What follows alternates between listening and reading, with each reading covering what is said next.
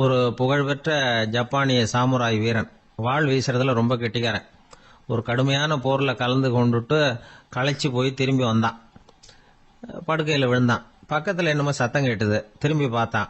ஒரு எலி அவனை முறைச்சி பார்த்துக்கிட்டு இருந்தது. உடனே வாழை உருவனா வீசினான். தப்பிச்சிட்டு ஓடி போச்சு.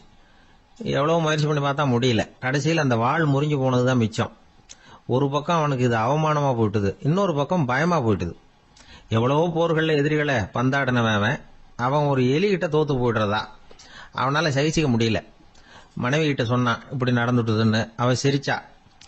உங்களுக்கு புத்தியே இல்லை, எலியை போய் யாராவது வாளால் வெட்டுவாங்களா அப்படின்னு அந்த அம்மா சொன்னதும், நீ என்ன சொல்கிறேன்னா, ஒரு பூனையை கொண்டுட்டு வந்துட்டா போதும், அதுக்கப்புறம் ஏன் எலி வரப்போகுது அப்படின்னு அந்த அம்மா. உடனே ஒரு பூனை வந்து சேர்ந்தது. அது சாதாரண பூனை இல்லை, வீர சாகசங்கள்லாம் செஞ்சு பழக்கப்பட்ட பூனை. பெரிய இடத்துல வளர்ந்தது. அதை கொண்டுட்டு வந்துட்டாங்க. அந்த பூனை குறிப்பாத்து எலி மேலே பாஞ்சுது. ஆனால் அந்த எலியை சுலபமாக தப்பிச்சு போட்டுது. அடுத்தபடியாகவும் பாயறதுக்கு முயற்சி பண்ணிச்சு அந்த பூனை. ஆனால் அந்த எலியோ ரொம்ப தந்திரமாக திடீர்னு அந்த பூனையின் முகத்துக்கு நேராக பாஞ்சுது. அவ்வளவுதான். அந்த பூனை பயந்து போய் ஒரே தாவா தாவி ஜன்னல் வழியாக வெளியில் ஓடி போச்சு. அந்த வீரனுக்கு இது ஒரு பெரிய அதிர்ச்சியாக இருந்தது. அடுத்தபடியாக யோசனை பண்ணான். ராஜா வளர்த்துக்கிட்டு இருந்த அரண்மனை பூனையை ஒரு நாள் ஏரவலா கேட்டு வாங்கிட்டு வந்தான். ஊர் உலகம்லாம் பேர் வாங்கின பூனை இது. அந்த பூனையாலும் அந்த எலியை ஒன்றும் செய்ய முடியல. வீரனுக்கு ரொம்ப அதிர்ச்சி. அந்த அரண்மனை பூனைகிட்டேயே போய் புலம்புனான். அரண்மனை பூனையே, நீயே தோத்து போயிட்டியே, இனிமே நான் என்ன செய்ய முடியும்னா. அந்த பூனை சிந்திச்சுது. அப்புறம் சொல்லிச்சு, இந்த காரியத்துக்கு இந்த மேல்மட்ட விவகாரம்லாம் சரிப்பட்டு வராது. சாதாரண வீட்டு பூனை கிடைச்சதுன்னா அதை கொண்டுட்டு வந்து விட்டுப்பார் அப்படின்னது. சாதாரண பூனையால் என்ன செஞ்சிட முடியும்னா இவன் நம்பிக்கை இல்லாமல். இப்போ அந்த அரண்மனை பூனை சொல்லிச்சு, பெரிய வீட்டு பூனையெல்லாம் நல்லா சாப்பிட்டு தூங்கி பழக்கப்பட்டிருக்கோம். அதுக்கெல்லாம் ராஜதந்திரம் தெரியும், ஆனால் எலி பிடிக்க தெரியாது. அதுக்கான வளர்ப்பும் இல்லை, பயிற்சியும் இல்லை. ஏன்னா அதுக்கெல்லாம் பசி கிடையாது. சாதாரண வீட்டு பூனை அப்படி இல்லை, பசிக்கு ஆகாரம் தேடி அலையும். எலிகளை பிடிச்சி சாப்பிட்டுட்டு தான் உயிர் வாழும்.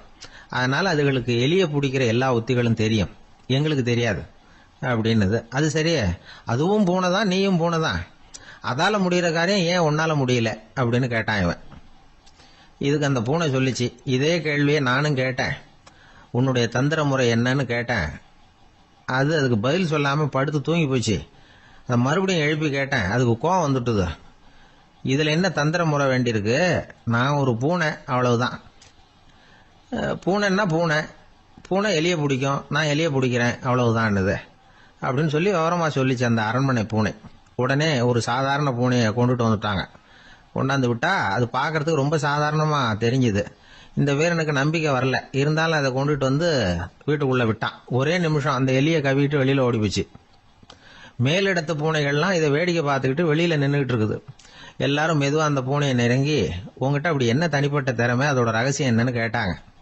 அந்த சாதாரண பூனை ரொம்ப சாதாரணமாக சொல்லிச்சான், அதெல்லாம் எனக்கு தெரியாது, நான் பூனை, அவ்வளவுதான், நீங்களும் பூனையா இருங்க அப்படின்னு சொல்லிவிட்டு அந்த பூனை தன்னுடைய வாயில கவிய எலியோடு அங்கேருந்து நடந்து போச்சு.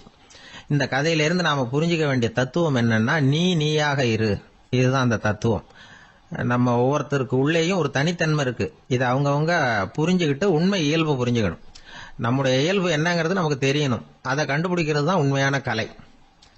ஒரு பெரிய மனுஷன் வாயை அகலமாக திறந்து வச்சுட்டு தூங்கிட்டு இருந்தான். உடனே ஒரு எலி உள்ளே பூந்துட்டு தான். வீட்டு வேலையாள் டாக்டருக்கு ஃபோன் பண்ணான், எங்கள் முதலாளி வாய்க்குள்ளே ஒரு எலி பூந்துட்டுது டாக்டர் அப்படின்னா. நான் உடனே புறப்பட்டு வரேன், அதுக்கு முன்னாடி நீ ஒரு ரொட்டி துண்டை எடுத்து ஒரு வாய்க்கு முன்னாடி காட்டு, உள்ளே போன எலி வெளியில் வந்துடும்னார் டாக்டர். சரின்னு சொல்லிவிட்டான். கொஞ்ச நேரத்தில் டாக்டர் அங்கே போய் சேர்ந்தார். அப்போ வேலைக்காரன் ஒரு பெரிய மீனை அவர் வாய்க்கு நேராக இப்படியும் ஆட்டிக்கிட்டு இருந்தான். நான் ரொட்டி துண்டை தானே காட்ட சொன்னேன்னார் டாக்டர். அவன் சொன்னான், எலியை வெளியில் கொண்டுட்டு வர்றதுக்கு ரொட்டி துண்டை காட்ட சொன்னீங்க டாக்டர், அதுக்கப்புறம் அந்த எலியை துரத்திக்கிட்டு ஒரு பூனை உள்ளே போயிருக்கு, அதுக்காக தான் இந்த மீனை காட்டிகிட்டு இருக்கேன் நானா. இது எதுக்குன்னா, இப்படி வேடிக்கையாக சொல்கிறது, பூனை பூனையாக இருக்க வேண்டும், எலி எலியாக இருக்க வேண்டும், மனுஷன் மனுஷனாக இருக்க வேண்டும் அப்படிங்கிறத புரிஞ்சுக்கிறது. நாமாக இருக்கிற வரை வெற்றி நிச்சயம். ஜெருசலேம், அங்கே உள்ள ஒரு தேவாலயம், அதில் உள்ள பலிபீடத்தின் முன்னாடி ஒரு பெட்டி உண்டு. அது காணிக்கை பெட்டி. ஆலயத்துக்கு வர்றவங்க பிரார்த்தனை பண்ணிவிட்டு திரும்பி போகிற சமயத்தில் அந்த பெட்டியில் காணிக்கை போடுவாங்க. அவங்களால எவ்வளவு முடியுமோ அவ்வளவு போடுறது வழக்கம். அவங்கவுங்க வசதிக்கு தகுந்த மாதிரி போடுவாங்க. வசதி உள்ளவங்களா இருந்தாலும் சரி, வசதியே இல்லாத வறியவர்களா இருந்தாலும் சரி, ஆலய காணிக்கை பெட்டியில காசு போடுறது அவங்களுக்கு ரொம்ப பெருமையான ஒரு செயல். ஒரு சமயம் இயேசு தம்முடைய சீடர்களோடு அந்த ஆலயத்துக்கு வர்றார். அங்க உட்காந்து ரொம்ப நேரம் வழிபாடு பண்ணிட்டு இருக்கிறார். சீடர்களும் அந்த ஜபத்துல கலந்துக்கிட்டாங்க. வழிபாடு முடிஞ்சுது. இயேசு உட்கார்ந்துருக்கிறார். காணிக்கை பெட்டியில காசு போடுறவங்கள கவனிக்கிறார். சீடர்களும் அதையே கவனிச்சுக்கிட்டு இருக்கிறாங்க. ரொம்ப பேர் வரிசையா வந்தாங்க. அவங்களால முடிஞ்ச அளவுக்கு காசு போட்டுட்டு அவங்க பாட்டுக்கு போய்கிட்டு இருக்கிறாங்க. வசதியானவங்க நிறைய பேர் வந்தாங்க. அதுக்கு மத்தியில வயசான ஒரு அம்மா, அவங்களும் வந்து காசு போட்டுட்டு போறாங்க. இப்போ இயேசு தன்னுடைய சீடர்கள் பக்கம் திரும்பினார். ஒரு கேள்வி கேட்டார். இப்போ இந்த காணிக்கை பெட்டியில நிறைய பேர் வந்து காசு போட்டுட்டு போறத நீங்க கவனிச்சிங்க. இன்னைக்கு இந்த காணிக்கை பெட்டியில ரொம்பவும் அதிகமா காசு போட்டது யார் அப்படின்னு கேட்டார். முதல்ல வந்தார ஒரு பெரிய மனுஷன், அவர் தான் அதிகமா போட்டார் அப்படின்னாரு ஒருத்தர். மூணாவதா வந்தவர் தான் அதிகமா போட்டார், நான் கவனிச்சேன் அப்படின்னாரு இன்னொருத்தர். இப்படி ஆளுக்கு ஒரு விதமா சொல்றாங்க. கடைசியா இயேசு சொன்னாராம், இன்றைக்கு அந்த பெட்டியில அதிகமா காசு போட்டவங்க அந்த வயசான அம்மா தான் அப்படின்னாராம். சீடர்களுக்கு ஒன்றும் புரியல. அந்த அம்மா ரொம்ப ஏழையாச்சே, அவங்க எப்படி அதிகமா காணிக்கை செலுத்த முடியும் அப்படிங்கறது அவங்க சந்தேகம். இயேசு விளக்குனார். நிறைய பேர் வந்தாங்க, நிறையவே காசுகள் போட்டாங்க, அது உண்மைதான். ஆனால் அந்த அம்மா என்ன பண்ணாங்க கவனிச்சிங்களா? வந்தாங்க, தன்னுடைய காசு பைய திறந்தாங்க, அப்படியே கொட்டுனாங்க. அதுல இருந்தது 2 காசுகள் தான். அந்த 2 காசும் காணிக்கை பெட்டியில விழுந்துட்டுது.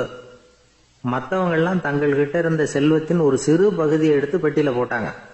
ஆனா இந்த அம்மா தன்கிட்ட என்ன இருந்ததோ அதை அப்படியே போட்டுட்டாங்க. தன்னுடைய பிழைப்புக்காக வச்சிருந்த அவ்வளவையும் இழக்கிறதுக்கு தயாராயிட்டாங்க. அவ்வளவு தாராள மனசு அவங்களுக்கு. அதனால அவங்க செலுத்தின காணிக்கை தான் அளவுல அதிகம் அப்படின்னார். விலை மதிப்பில்லாத முத்து புதையல் ஒருத்தனுக்கு கிடைக்க போகுதுன்னு வச்சுக்கோங்க. அதன் மதிப்பை உணர்ந்தவன் என்ன பண்ணுவான்? அதை அடையறதுக்காக தன்கிட்ட இருக்கிற எதையும் கொடுக்கறதுக்கு தயாரா இருப்பான் இல்லையா? அது மாதிரிதான் இதுவும் அப்படின்னார். உலக மதிப்பீடுகளை துரும்பா தூசியா மதிச்சு அதையெல்லாம் உதறி விடுகிறவன் இறையருள் அப்படிங்கிற இணையில்லாத செல்வத்தை பெறுகிறான் அப்படிங்கிறது இதுல உள்ள கருத்து. இறைவனுக்காக இழப்பதுன்னா துன்பப்படுகிறவர்களுக்காக, ஏழைகளுக்காக, ஏதுமற்றவர்களுக்காக இழப்பது அப்படின்னு அர்த்தம். உங்கள் அயலானுக்கு நீங்கள் என்ன உதவி செய்தாலும் அதை எனக்கே செய்கிறீர்கள் அப்படின்னு இயேசு சொல்லியிருக்கிறார். அடுத்தவங்களுக்கு உதவணுங்கிற குணம் இன்னைக்கு ரொம்ப குறைஞ்சு போச்சு. ஒருத்தன் வாழைப்பழத்தோல் வழுக்கி கீழே விழுந்துட்டான். பக்கத்துல இருந்த நண்பன் உடனே அவனை தூக்கிக்கிட்டு போய் ஆஸ்பத்திரியில சேர்த்துட்டான். அதுக்கப்புறம் சொன்னான், நீ அந்த வாழைப்பழத்தோல்ல காலை வைக்க போறத முன்னாடியே நான் கவனிச்சுட்டேன் அப்படின்னானா. அப்படின்னா அப்பவே நீ எனக்கு உதவி செஞ்சிருக்கலாமே அப்படின்னானா அவன். நான் டாக்டருக்கு உதவலாம்னு நினைச்சுட்டேன் அப்படின்னா இவன். சில பேர் ஆளை பார்த்தா 60 வயசு மாதிரி தோணும். உண்மையான வயசு என்னன்னு பார்த்தா 40 அல்லது 45. சில பேரை பார்க்கறதுக்கு 45 மாதிரி தெரியும், உண்மையிலேயே 65 தாண்டி இருப்பாங்க. ஒரு மனிதனுக்கு 2 வகையான வயது உண்டுங்கிறார் ஓஷோ. அதாவது உடம்புக்குன்னு ஒரு வயசு, மனசுக்குன்னு ஒரு வயசு. முதல் உலக மகாயுத்தம் நடந்தது இல்லையா, அது முடிஞ்சதுக்கு அப்புறம் முதல் தடவையா மனிதனின் மூளை வளர்ச்சியை பத்தி மனநல வைத்தியர்கள் ஒரு கணக்கெடுப்பு சோதனை நடத்தினாங்களாம். அது வரைக்கும் மனிதனுக்கு 2 வகையான வயது உண்டுன்னு யாரும் சிந்திச்சதே இல்லையா. அந்த உலக மகாயுத்தம் முடிஞ்சதுக்கு அப்புறம் மனிதனுடைய சராசரி மனதின் வயதை கணக்கிட்டு பார்க்கும் பொழுது அவங்களுக்குலாம் ரொம்ப அதிர்ச்சியா இருந்துதான். ஏன்னா அது ரொம்ப பின்தங்கிய நிலையில இருந்திருக்கு, வளர்ச்சி அடையாத நிலையில இருந்திருக்கு. அவங்க கண்டுபிடிச்ச பிரகாரம் அப்ப மனசோட சராசரி வயசு என்ன தெரியுமா? 14. அப்படின்னா பாத்துங்க, உடல் ரீதியா ஒருத்தரோட வயசு 70 கூட இருக்கலாம், ஆனா மனசோட வயசு 14 தான். இதுக்கு நேர்மாறா அமைஞ்சு போச்சுன்னு வச்சேங்க. அதாவது ஒருத்தருக்கு உண்மையிலேயே 14 வயசு, அதாவது உடலோட வயசு 14, அவரோட மனசின் வயசு 70ன்னு வச்சுக்கோங்க. இப்படி அமைஞ்சுட்டுதுன்னா அவர் சீக்கிரம் ஞானத்தன்மை அடைஞ்சிருவார் அப்படின்னு அர்த்தம். இப்ப நமக்கெல்லாம் உடம்போட வயசு மனசோட வயசு ரெண்டும் ஒன்னா இருந்துட்டா அதுவே போதும், அதுவே பெரிய விஷயம். இப்ப எமர்சன் கிட்ட போய் ஒருத்தர் கேட்டாரா உங்க வயசு என்ன அப்படின்னு. அவர் உடனே பதில் சொல்லியிருக்கார் 360 வருஷம் அப்படின்னாராம். கேட்டவர் குழம்பி போயிட்டார். அவர் என்ன சொல்றாரு, 360 வயசா? என்ன நம்ம காதல தான் சரியா விழலையா? எமர்சன் எப்பவும் உண்மையை பேசுற ஒரு சிறந்த அறிவாளி, அவர் இப்படிலாம் பொய் சொல்ல மாட்டாரே. அப்படின்னு ஒரு யோசனை பண்ணிக்கிட்டே இவர் மறுபடியும் அவர் கிட்ட போனாராம். ஐயா, நீங்க சொன்னது சரியா என் காதுல விழல, அதனால மறுபடியும் கேட்கிறேன், உங்க வயசு என்ன அப்படின்னாராம். எமர்சன் மறுபடியும் சொல்லியிருக்கிறார் 360 வருஷம்னு. வந்தவருக்கு உண்மையிலேயே அதிர்ச்சியா போட்டுது. அதுக்கப்புறம் மெதுவா ஆரம்பிச்சாராம். ஐயா, நீங்க சொல்றதை என்னால ஏத்துக்க முடியாது. எப்படி பார்த்தாலும் இப்போ உங்களுக்கு வயசு ஒரு 60க்கு மேல இருக்காதுன்னு நினைக்கிறேன் அப்படின்னாராம். நீங்க சொல்றது சரிதான், அது என் உடம்போட வயசுன்னாராம் எமர்சன். அப்படின்னா ஏற்கனவே நீங்க சொன்னது அப்படின்னு கேட்டிருக்காரு. அது என் மனசோட வயசு அப்படின்னாராம். நம்மளை பொறுத்த வரைக்கும் அறிவு தூசு படிஞ்சிருக்கு, அது மாதிரியே அன்பும் மாசுபட்டிருக்கு. இது ரெண்டையும் சுத்தம் பண்ண வேண்டியிருக்குது. அப்பதான் நாம சரியான வயசுல வாழ முடியும். ஒரு ஆசாமி இருக்கிறார். அவருக்கு உடம்போட வயசு அதிகம், மனசோட வயசு ரொம்ப குறைச்சல், குழந்தை மாதிரி. அவர் ஒரு ஆஸ்பத்திரியில படுத்திருக்கிறார். நர்சம்மா எல்லாருக்கும் மருந்து கொடுத்துட்டு போறாங்க. கொஞ்ச நேரம் கழிச்சு திரும்பி வந்தாங்க. அப்ப இவர் அந்த அம்மாவை கூப்பிட்டு சொல்றார், இத பாருங்க சிஸ்டர், நீங்க எல்லாருக்கும் சின்ன சின்ன மாத்திரையா கொடுத்துட்டு எனக்கு மட்டும் நீளமான மாத்திரையா கொடுத்துட்டீங்க. முழுங்கறதுக்கு ரொம்ப கஷ்டமா போச்சு. இனிமே எனக்கும் சின்ன மாத்திரையா கொடுங்க சிஸ்டர் அப்படின்னாராம். அந்த அம்மா உடனே அதிர்ச்சி ஆகி தலையில அடிச்சுக்கிட்டாங்களாம். நான் கஷ்டப்பட்டு மாத்திரையை முழுங்கினத்துக்கு நீங்க ஏமா தலையில தட்டிக்கிறீங்க அப்படின்னு கேட்டிருக்காரு இவர். இதுக்கு அவங்க சொல்லியிருக்கிறாங்க, நான் உங்களுக்கு கொடுத்துட்டு போனது மாத்திரை இல்லைங்க, அது தெர்மாமீட்டர் அப்படின்னாங்க. ஆளை கண்டா ஏன் இப்படி முகத்தை திருப்பிக்கிட்டு வர்றீங்க அப்படின்னு கேட்டார் ஒருத்தர் நண்பர்கிட்ட. எலெக்ஷன்ல அவன் எதிர்த்து நின்னவன் சார், என்ன அவங்ககிட்ட நமக்கு என்ன பேச்சுவார்த்தை அப்படின்னாராம் ரொம்ப கோபமா இவர். சரி, அந்த ஆள் யாருன்னு கேட்டேன். என் கூட பிறந்த தம்பி தான் சார் அப்படின்னார் அந்த கோபம் குறையாமல். அதாவது நம்ம ஊர் நிலவரம் இப்படி, அதாவது அண்ணனும் தம்பியும் எதிர்த்து நிப்பாங்க தேர்தல்ல, ஒருத்தர் கண்டா பேசிக்கிறது இல்ல. ஆனா இங்கிலாந்துல எப்படி தெரியுமா, அங்க ஒரே மேடையில போட்டி போடுற 2 வேட்பாளர்களும் பேசுவாங்களாம், பட்டிமன்றம் மாதிரி. ஒருத்தர் முதல்ல எழுந்திருப்பார், நான் இந்த தேர்தலில் வெற்றி பெற்றால் என்னென்ன செய்வேன் அப்படின்னு சொல்லிவிட்டு உட்காருவார். அதுக்கப்புறம் அடுத்தவர் எழுந்திருப்பார், அவரு சொல்லுவார், நான் வெற்றி பெற்றா இந்த மக்களுக்கு என்னென்ன செய்வேன், இந்த நாட்டுக்கு என்னென்ன செய்வேன் அப்படிங்கறத சொல்லிவிட்டு உட்காருவார். 2 பேரும் ஒரே மேடையில பேசுவாங்க. மக்கள் 2 பேர் பேச்சையும் கேட்டுக்கிட்டு ஒரு முடிவுக்கு வருவாங்க. இதுதான் அங்க உள்ள பழக்கம். இங்க அப்படி இல்ல. இங்க ஒருத்தர் பார்த்தாவே முகத்தை திருப்பிக்கிறது.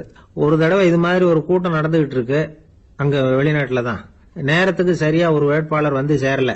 இது இங்கிலாந்துல நடந்த நிகழ்ச்சி.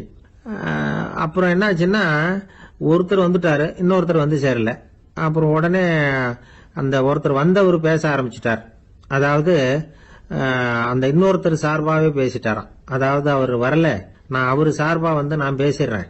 அதாவது அவர் ஜெயிச்சுட்டா அவர் என்னென்ன செய்வார் இந்த நாட்டுக்கு அப்படின்னு சொல்லி அவர் பக்கத்துல உள்ள நியாயத்தை எடுத்து இவரே சொல்லிட்டாராம். இப்படிலாம் அங்க நடந்துதான். இது எப்பேற்பட்ட தேர்தல் பண்பாடு பாருங்க. அதனால இன்னொரு விஷயம், இப்ப இங்கிலாந்துல எல்லாம் ஓட்டு கேட்கறப்ப வெற்றியா தோல்வியாங்கிறத ஓரளவுக்கு யூகிச்சுடலாமா. இப்போ ஒரு வேட்பாளர் ஒரு வீட்டுக்கு முன்னாடி போய் நின்று எனக்கு ஓட்டு போடுங்கன்னு கேட்கறாருன்னு வச்சுங்களேன், அதுக்கு என்ன பார்த்து செய்யறோம், போயிட்டு வாங்க அப்படின்னு சில வீடுகள்ல வாசல்ல நின்னே சொல்லி அனுப்பிச்சிருவாங்களாம். வேற சில வீடுகள்ல எப்படின்னா வேட்பாளரை வீட்டுக்குள்ள கூப்பிட்டு காபி சாப்பிட சொல்லி உபசரிச்சு அதுக்கப்புறம் அனுப்பி வைக்கிறது வழக்கமா. இதுல எந்த வீட்டு ஓட்டு நிச்சயம் தெரியுமா? வாசல்ல நின்னே வழி அனுப்பி வச்சுடுறாங்க பாருங்க, அவங்க ஓட்டு நிச்சயம். உள்ள கூப்பிட்டு காப்பி கொடுத்து அனுப்புறாங்க பாருங்க, அவங்க ஓட்டு நிச்சயம் இல்லையா. சரி, அப்புறம் ஏன் அந்த உபசரிப்பு அப்படின்னு கேட்டா அதுக்கு ஒரு காரணத்தை சொல்றாங்க. அதாவது அது ஒரு அனுதாபத்தை தெரிவிக்கிற முறையா. ஐயோ பாவம், நாம இவருக்கு ஓட்டு தான் போட போறதில்ல, இதையாவது செய்வோம், காப்பியாவது சாப்பிட்டு போகட்டும் அப்படிங்கிற எண்ணமா. இப்படி அந்த ஒரு பழக்கம். ஆக அந்த ஊர்ல நிறைய காப்பி சாப்பிடணும்னு ஒருத்தர் ஆசைப்பட்டா தேர்தலில் தோத்து போறதுக்கு தயாரா இருக்கணும். ஒரு சமயம் ஒரு ஊர்ல தேர்தல் நடந்துதான். ஒரு தொகுதியில நின்று தோத்து போன ஒருத்தர் கையில ஒரு துப்பாக்கியோட ஊருக்குள்ள சுத்திக்கிட்டு இருந்தாராம். ஒரு போலீஸ்காரர் அவரை பார்த்துட்டு சந்தேகப்பட்டிருக்கார். அதனால அவரை தடுத்து நிறுத்தி, என்ன இது துப்பாக்கியோட சுத்துறீங்களேன்னு விசாரிச்சிருக்கார். இதுக்கு அவர் சொன்னாராம், சார், இந்த தொகுதியில மொத்தம் 1,00,000 வாக்காளர்கள், அதுல எனக்கு 10,000 பேர் மட்டும்தான் எனக்கு ஓட்டு போட்டிருக்கிறாங்க. அப்படின்னா எனக்கு வேண்டாதவங்க இந்த தொகுதியில 90,000 பேர் இருக்கிறாங்கன்னு அர்த்தம். இப்படி ஒரு சூழ்நிலையில நான் என்னுடைய பாதுகாப்புக்கு ஆயுதம் இல்லாம நடமாடலாமா அப்படின்னு கேட்டாராம். எவ்வளவு எச்சரிக்கை பாருங்க. நம்ம ஊர்ல சில பேர் ஓட்டு கேட்கிற விதமே தனி.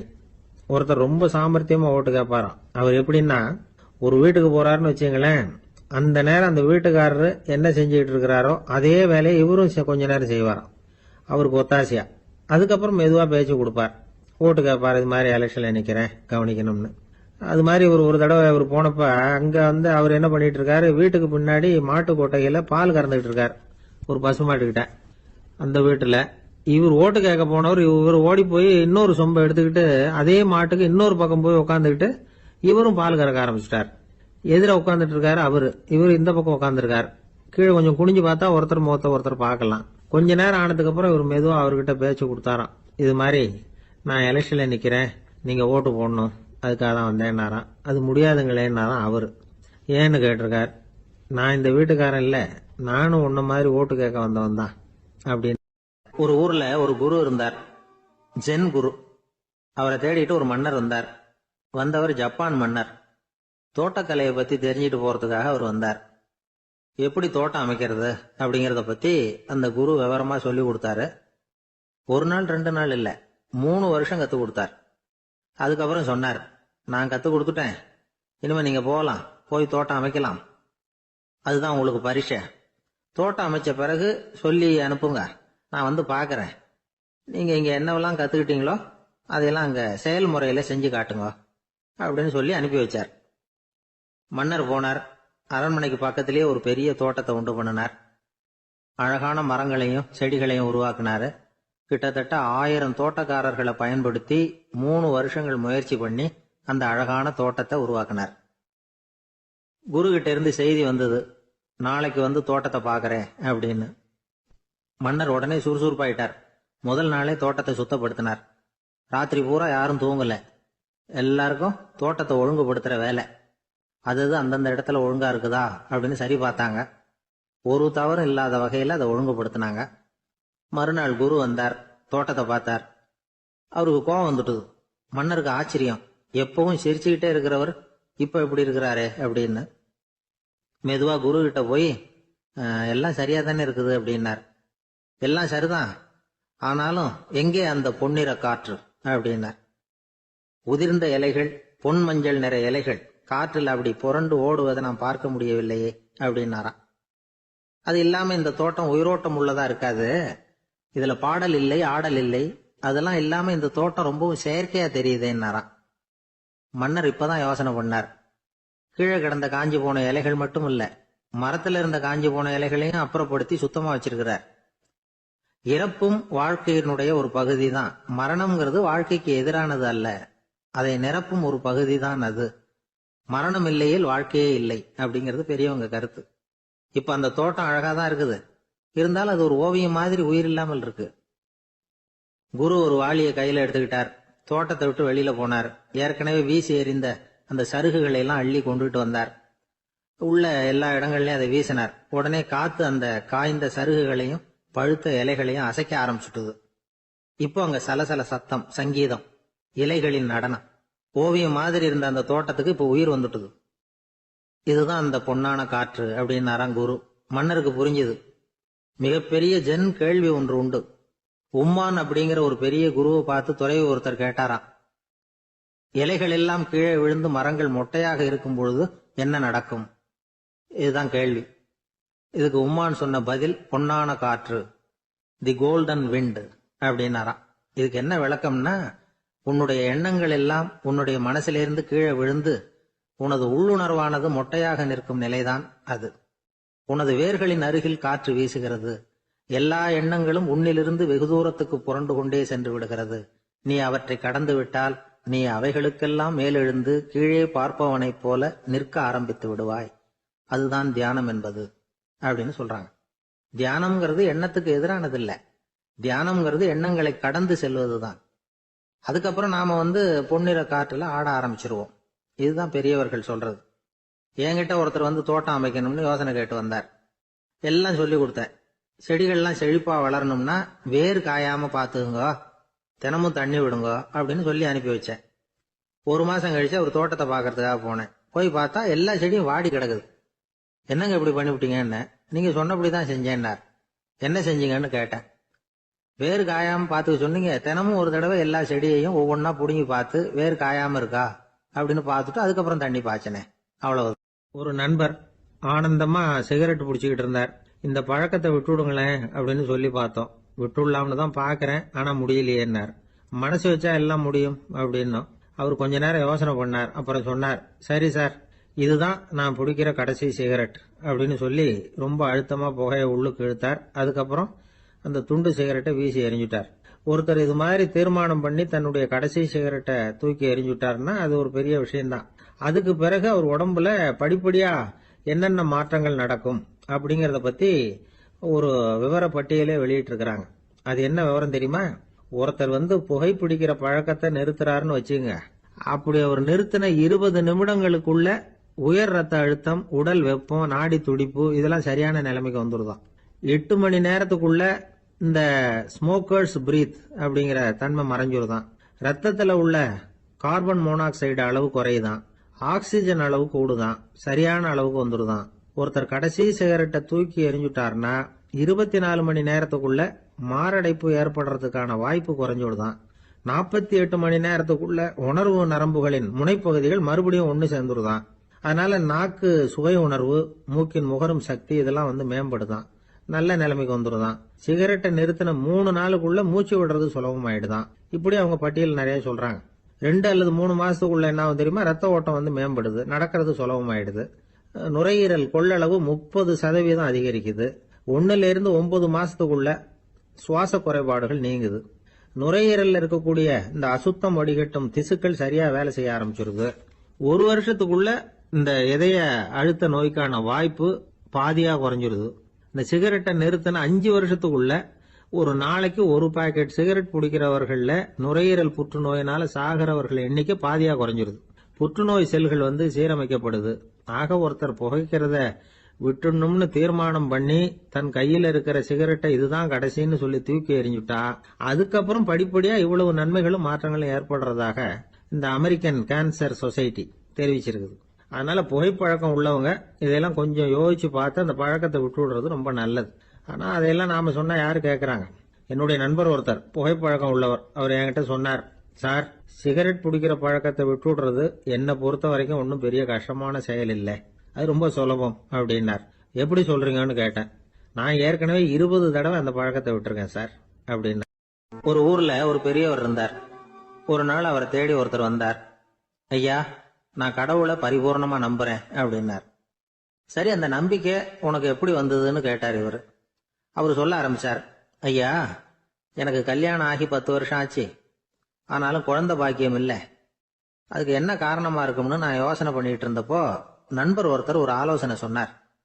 உனக்கு மதப்பற்று இல்ல, எந்த கடவுளையுமே நம்ப மாட்டேங்கிற, அதுதான் காரணம். கடவுளை நம்பு, உனக்கு குழந்தை பாக்கியம் கிடைக்கும் அப்படின்னார். அவர் அப்படி சொன்னாரே தவிர எனக்கு சந்தேகம்தான். இருந்தாலும் அவர் சொன்னபடியும் நடந்துதான் பாப்போமே அப்படின்னு முடிவு பண்ணேன். கடவுளை நம்ப ஆரம்பிச்சேன். அந்த வருஷமே அழகான ஆண் குழந்தை பிறந்தது. எல்லாம் இறைவன் அருள் அப்படின்னார். இவர் இப்படி சொன்னதை கேட்டதும் அந்த பெரியவர் சொன்னார், நீ சொல்றதெல்லாம் சரிதான். இருந்தாலும் இந்த காலத்துல எந்த ஒரு காரியமா இருந்தாலும் அதை சோதனை செஞ்சு பார்த்துட்டு தான் ஒரு முடிவுக்கு சேர முடியும். அறிவுபூர்வமான முடிவு அதுவா தான் இருக்கும். அறிவியல் சோதனைகள் அப்படித்தான். ஒரு குறிப்பிட்ட விஷயத்தை பத்தி எத்தனை தடவை சோதனை பண்ணாலும் ஒரே முடிவு தான் கிடைக்கணும். அதுதான் சரியா இருக்கும். அதனால இப்ப மறுபடியும் ஒரு சோதனை என்னார். என்ன செய்யணும் அப்படின்னு கேட்டார் இவர். கடவுள்கிட்ட ஒரு பெண் குழந்தை வேணும்னு கேளு. முதல்ல ஆண் குழந்தைய கொடுத்தது மாதிரியே இப்போ ஒரு பெண் குழந்தையையும் கொடுக்கறாரா பார்க்கலாம் அப்படின்னார். சரின்னு சொல்லி இவர் அதே மாதிரி முயற்சி பண்ணினார். அதுக்கப்புறம் அவரு இந்த பெரியவர்கிட்ட வரவே இல்லை. கொஞ்ச காலம் கழிச்சு இவரே அவரை தேடிட்டு போய் கதவை தட்டினார். அவர் கதவை திறந்தார். என்ன ஆச்சு, கடவுள் கண் திறந்தாரா அப்படின்னு கேட்டார். அவரு, அந்த சமாச்சாரம்லாம் நமக்கு வேணாம் சார். முதல் தடவை அது ஏதோ தற்செயலா ஏற்பட்ட ஒரு சாதகம். இப்ப நீங்க 2வது தடவை சொன்ன பிறகு தினமும் கடவுளை வேண்டிக்கிட்டு தான் இருக்கிறேன், ஒன்னும் நடக்கல அப்படின்னார் ரொம்ப விரக்தியா. ஒரே ஒரு தோல்வியில உங்க நம்பிக்கையெல்லாம் பறந்து போயிடுது பாத்தீங்களா அப்படின்னார் அந்த பெரியவர். எல்லாம் நல்ல விதமா நடக்கிற வரைக்கும் நம்பிக்கை, எதிர்பார்த்தது தோல்வியில முடிஞ்சுட்டுதுன்னா அவநம்பிக்கை. மற்றவர்கள் பேர்ல வைக்கிற நம்பிக்கை எந்த நேரத்திலையும் விவகாரமாகி விடக்கூடிய சாத்தியம் உண்டு. நாம நம்பிக்கை வைக்க வேண்டியது நம்ம கிட்ட தான். நமக்குள்ள இருக்கிறார் கடவுள். எனவே நம்ம பேர்ல நாம வைக்கிற நம்பிக்கை தான் உண்மையான கடவுள் பக்தி. நிபந்தனையற்ற நம்பிக்கையா அது இருக்கணும். எல்லாம் நல்லபடியா நடந்துகிட்டு இருந்தா எந்த முட்டாளுக்கும் நம்பிக்கை வரத்தான் செய்யும் அப்படிங்கிறது ஒரு பெரியவர் கருத்து. தியானத்தின் மூலமா தான் உனக்குள்ள ஆழமா தோண்டுனா உன்னுடைய அடி ஆழத்துல நம்பிக்கை அப்படி ஊற்றெடுக்கும், அதை பார்க்க முடியும் அப்படிங்கிறது பெரியவர்கள் சிந்தனை. ஒரு குழந்தை அப்பாவை பார்த்து என்னப்பா பண்றேன்னு கேட்டுதான். பிரார்த்தனை பண்ணிட்டு இருக்கிறேன்னாராம் அப்பா. பிரார்த்தனை பண்ணுனா என்ன கிடைக்கும் அப்படின்னு கேட்டுதான் குழந்தை. எல்லாம் கிடைக்கும் அப்படின்னாராம் அப்பா. நீ வச்சிருக்கிறிய பேனா அது கூட கிடைக்குமான்னு கேட்டுதான் குழந்தை. கிடைக்குமேன்னு இருக்கார். அப்படின்னா அந்த பேனாவை என்கிட்ட கொடுத்துரு, நீ பிரார்த்தனை பண்ணி வேற பேனா வாங்கிக்கோ அப்படின்னு தான் அந்த குழந்தை. ஒரு காட்டுல ஒரு முனிவர் இருந்தார். ஒரு நாள் அவரை தேடிட்டு 4 பேர் வந்தாங்க. சுவாமி, எங்களுக்கு ரொம்ப நாளா ஒரு சந்தேகம்னாங்க. என்னன்னு கேட்டார். இந்த உலகத்துல எவ்வளவோ காரியங்கள் நடக்குது, எது நியாயம் எது அநியாயம் அப்படின்னு புரிஞ்சுக்க முடியலன்னாங்க. அது யாராலையும் புரிஞ்சுக்க முடியாதுன்னார் முனிவர். வந்தவங்களுக்கு ஆச்சரியமா போச்சு, ஒரு மாதிரியா பார்த்தாங்க. இத முனிவர் கவனிச்சார். சரி புறப்படுங்க என்னோடன்னார். எங்கன்னு கேட்டாங்க. இப்போ உங்க 4 பேரையும் ஒரு புஷ்பக விமானத்துல அழைச்சிட்டு போறேன். இந்த உலகத்துல சர்வசாதாரணமா நடக்கக்கூடிய ஒரு காட்சியை உங்களுக்கு காட்ட போறேன். நீங்க பார்க்க போற அந்த காட்சி நியாயமா அநியாயமா அப்படிங்கறத என்கிட்ட சொல்லணும். நீங்க சரியான பதில் சொன்னா புஷ்பக விமானத்துல தொடர்ந்து பிரயாணம் பண்ணலாம். தவறான பதில் சொன்னா இந்த புஷ்பக விமானம் உங்களை கீழே தள்ளி விட்டுரும் அப்படின்னார். 4 பேருக்கும் பயம்தான். இருந்தாலும் முனிவர் கூப்பிடுறாரு அப்படின்னு சொல்லி புறப்பட்டாங்க. அவங்க எல்லாரும் புறப்பட்டு ஒரு காட்டு வழியா போய்கிட்டு இருக்கிறாங்க புஷ்பக விமானத்துல. அங்க நடக்கிற ஒரு காட்சியை காட்டுறார் முனிவர். அதோ அங்க பாருங்கன்னார். அந்த விமானத்துல இருந்தபடியே எல்லாரும் கீழே குனிஞ்சு பாக்குறாங்க. அங்க ஒரு தாய் புலி அப்பதான் குட்டி போட்டிருக்கு. குட்டிகளை ஈன்ற உடனே பசிக்கு இறை தேடி அந்த பக்கமா வருது. அதே நேரம் ஒரு தாய் மான், அதுவும் அப்பதான் குட்டி போட்டிருக்கு. அதுவும் இதே மாதிரி குட்டிகளை ஈன்ற உடனே பசிக்கு இறை தேடி அந்த பக்கமா வருது. இப்ப அந்த புலி அந்த மானை அடிச்சு போட்டுடுது. அதுவும் சாப்பிடுது, குட்டிகளுக்கும் கொடுக்குது. இப்போ அந்த புலி குட்டிகள் முகத்துல மகிழ்ச்சி, தாயை இழந்த அந்த மான் குட்டிகள் முகத்துல துக்கம். இப்போ அந்த முனிவர் 4 பேர்கிட்டையும் கேட்கிறார், நீங்க இங்க பாத்தீங்களே, இதுல எது நியாயம் எது அநியாயம்? ஒவ்வொருத்தரா சொல்லுங்க. உங்க பதில் சரியில்லைன்னா இந்த விமானம் உங்களை கீழே தள்ளி விட்டுரும், சொல்லுங்க பார்க்கலாம்னார். முதல்ல ஒருத்தன் சொன்னான், அந்த புலி செஞ்சது சரிதாங்க. அது பசிக்கு அதுதான் ஆகாரம். தன்னுடைய பசிக்கு தானே இறை தேடிக்கிட்டுது, அதுல என்ன தப்பு? அவ்வளவுதான். அதனால புலி செஞ்சது நியாயம்தான் அப்படின்னா. அவ்வளவுதான், அந்த விமானம் அவனை அப்படியே கீழே தள்ளி விட்டுட்டுது. அதனால அவன் கொடுத்த பதில் சரியில்லை அப்படிங்கிறது புரிஞ்சு போச்சு. இப்ப 2வது ஆள் சொன்னான், புலி செஞ்சது பாவம், அந்த தாய்மான் என்ன தப்பு பண்ணிச்சு? இப்ப அந்த குட்டிகளுக்கு யாரு ஆதரவு? அதனால புலி செஞ்சது அநியாயம் அப்படின்னா. அவ்வளவுதான், அவனையும் கீழே தள்ளி விட்டுடுது அந்த விமானம். இந்த பதிலும் சரியில்லை அப்படின்னு ஆயிட்டுது. இப்ப 3வது ஆள் வந்தான். முதல்ல 2 பேர் கீழே விழுந்ததை பார்த்துக்கிட்டு இருந்தான். அதனால அவன் சொன்னான், ரெண்டுமே நியாயம்தாங்க. புலி இறை தேடினதும் இயற்கை, அதுக்கு மான் இறையானதும் இயற்கை. அதனால இதுல ஒன்றும் தப்பு இல்லைன்னா. அவ்வளவுதான், அவனையும் அந்த விமானம் கீழே பிடிச்சி தள்ளி விட்டுது. இப்ப 4வது ஆள் வந்தான். முனிவர் கேட்டார், நீயாவது சொல்லுப்பா, இந்த செயல்ல எது நியாயம்னார். அவன் தெளிவா பதில் சொன்னான். அதாவது என்ன சொன்னான்னா, எனக்கு தெரியல அப்படின்னா. அவனை விமானம் கீழே தள்ளல, சௌரியமா அழைச்சிட்டு போட்டுது. இவனும் பிரயாணம் சௌக்கியமா பண்ணானான். ஆக இதுதான் சரியான பதிலுங்கிறத முனிவர் உணர்த்தினார். இந்த கதையிலிருந்து நாம புரிஞ்சுக்க வேண்டியது என்னன்னா, இந்த உலகத்துல எவ்வளவோ காரியங்கள் நடக்குது. அதெல்லாம் ஏன் அப்படி நடக்குதுங்கிறதுக்கு எப்பேற்பட்ட பண்டிதராலும் பதில் சொல்ல முடியாது. தெரியாததை தெரியாதுன்னு ஒத்துக்கிட்டா வாழ்க்கை பிரயாணம் சுகமா இருக்கும். அதனால தேவையில்லாத விஷயங்களை புரிஞ்சுக்கிறதுக்கு நேரத்தை செலவு பண்ணிட்டு இருக்க கூடாது. வாழ்க்கையை குழப்பிக்க கூடாது. வாழ்க்கைக்கு தேவையானது என்னவோ அதை மட்டும் புரிஞ்சுக்கிட்டா போதும். இந்த காலத்து ஆள் ஒருத்தன் ஒரு பெரியவரை தேடி வந்தான். ஐயா, ஒரு சந்தேகம்னா. என்ன உன்னுடைய சந்தேகம்னார். பகுத்தறிவுன்னா என்ன, விதின்னா என்ன அப்படின்னு கேட்டான். இதுக்கு அவரு, இப்போ உன்னுடைய வலது கால தூக்குன்னார். தூக்கணும். சரி, இப்போ உன்னுடைய வலது கால கீழே இறக்காம உன்னுடைய இடது காலையும் தூக்குன்னார். தூக்கணும். பொத்துன்னு கீழே விழுந்துட்டான். பெரியவர் சொன்னார், உன்னால ஒரு காலை தூக்க முடிஞ்சுது, அதுதான் பகுத்தறிவு. 2 கால்களையும் ஒரே சமயத்துல தூக்குனா அடிபடும், அப்படிங்கிறது தான் விதி அப்படின்னு விளக்கம் கொடுத்தார். இவன் தன்னுடைய விதியை நொந்துகிட்டே இடுப்பை பிடிச்சுக்கிட்டு அங்கிருந்து நடந்து போயிட்டான். ஒரு நாள் ஒரு 10-15 பள்ளிக்கூடத்து பிள்ளைங்க தேடிட்டு வந்தாங்க. உங்களை பார்த்துட்டு தான் போகணும், அதுக்காக தான் வந்திருக்கோம்னாங்க. என்ன விஷயம்னு கேட்டோம். நாங்கள்லாம் கூடி ஒரு முடிவு பண்ணியிருக்கிறோம், அதை உங்ககிட்ட சொல்லணும் அப்படின்னாங்க. அதுவும் ஒரு வாண்டு பையன் அதை சொன்னான். என்ன முடிவு அது அப்படின்னு கேட்டோம் ரொம்ப ஆர்வமாக. அதை இப்போ சொல்ல மாட்டோம், எங்களுக்கு பிடிக்கிற மாதிரி ஏதாவது ஒரு தகவல் சொன்னால் அதுக்கப்புறம் நாங்கள் அதை சொல்கிறோம் அப்படின்னா அந்த வாண்டு பையன். சரி, சின்ன பையன்கிட்ட இன்னைக்கு வசமாக மாட்டிக்கிட்டோம் அப்படின்னு நினச்சிக்கிட்டு அவங்களுக்கு தகுந்த மாதிரி ஒரு கதை சொல்ல ஆரம்பித்தோம். அது என்ன கதைன்னா, ஒரு பெரிய காடு, அதில் பலவிதமான மிருகங்கள். அந்த காட்டுக்கு ஒரு சிங்கம் தான் ராஜா. எப்பவும் காட்டுக்கு அது தானே ராஜா. ஒரு பெரிய யானைக்கு இது பொறுக்கலை. என்ன இது, எப்போ பார்த்தாலும் இங்கே சிங்கத்துக்கே ராஜா பதவி கிடைக்குது, நான்லாம் எவ்வளவு பலசாலியாக இருக்கிறேன், அப்படி இருந்தும் எனக்கு அந்த பதவி கிடைக்கலையே அப்படின்னு தனக்குள்ளே பொறுமிக்கிட்டே இருந்தது. ராஜா பதவியை நினச்சி ரொம்ப ஏக்கம், அதுக்கு பதவி மோகம். இந்த சமயம் பார்த்து ஒரு குள்ள நரி கூட்டம் அதை தேடிட்டு வந்தது. ஐயா பெரியவங்களே, நீங்கள் இந்த காட்டுக்கு ராஜாவாக இருக்க ஆசைப்படுறீங்க, அதில் ஒன்றும் தப்பு இல்லை.